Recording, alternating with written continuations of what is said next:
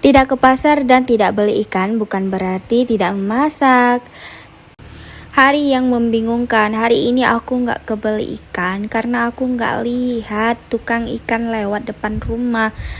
Dan aku nggak ke pasar karena nggak ada kendaraan. Jadi aku hari ini mau masak dengan bahan seadanya di rumah.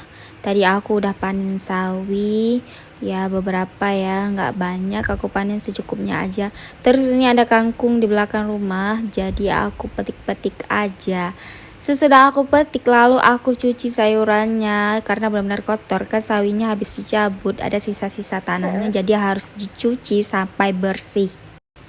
Ya, ini manfaatnya kalau kita nanam sayuran di pinggir rumah, misalnya kangkung. Kangkung ini sengaja aku tanam dan sawi karena kebayangkan kalau seperti aku nggak ada kendaraan ke pasar, kalau jadi kalau sewaktu-waktu nggak tahu mau masak apa, tinggal petik aja sayuran-sayuran yang ada di dekat rumah. Asalkan jangan rumput ya, harus sayuran.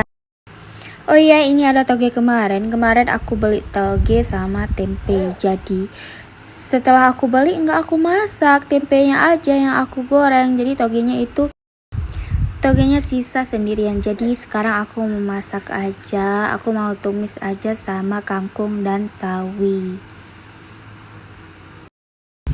Togenya udah aku bersihin, aku buang yang gak bagusnya atau yang busuk. Terus aku potong-potong sawi dan kangkungnya. Oh ya, soal kendaraan, bukannya kami gak ada kendaraan ya, tapi ada kendaraan cuma dipakai paksa buat kerja. Jadi kalau di rumah aku sendiri itu gak ada kendaraan. Kadang anak aku minta jajan, pengen ke warung, mama ayo kita ke warung beli jajan. Tapi nggak ada kendaraan jadi aku nggak pergi, jadi dia nangis di rumah, sebel kan jadinya. Tapi nggak apa-apa, kita harus sabar, semoga nanti kedepannya bisa kebeli kereta yang baru ya, amin ya.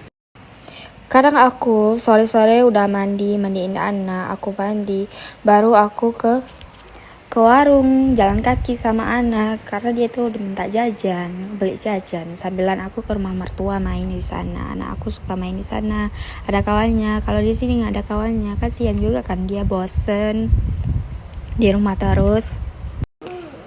Udah lanjut aja ke memasak. Ini udah aku tumis aja sayurannya dan aku tambahkan sedikit air supaya berkuah karena Pak Su itu suka kalau masak itu yang berkuah gitu. Kalau makan dia suka yang berkuah.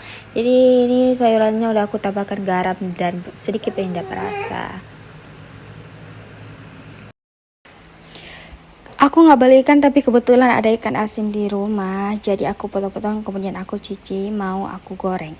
Dan ini ada ikan sisa kemarin, lanjut aja aku goreng semuanya. Walaupun nggak beli ikan tapi ada ikan. Setelah itu aku mau bikin sambalnya, jadi aku siapin bumbunya, ada cabai merah, bawang putih, 1 buah tomat. Karena sambalnya nggak banyak aku buat, jadi cabainya juga nggak banyak, bumbunya juga nggak banyak ya.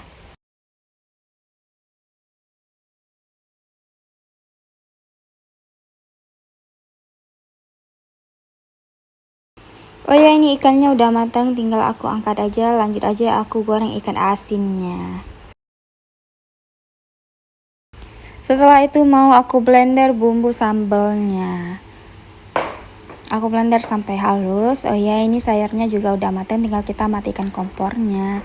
Ikan asinnya juga udah matang, tinggal aku tuangin aja sambalnya ke dalam minyak sisa goreng ikan tadi. Masak sambal sampai matang, kemudian aku tuangin aja ikan gorengnya lalu diaduk-aduk.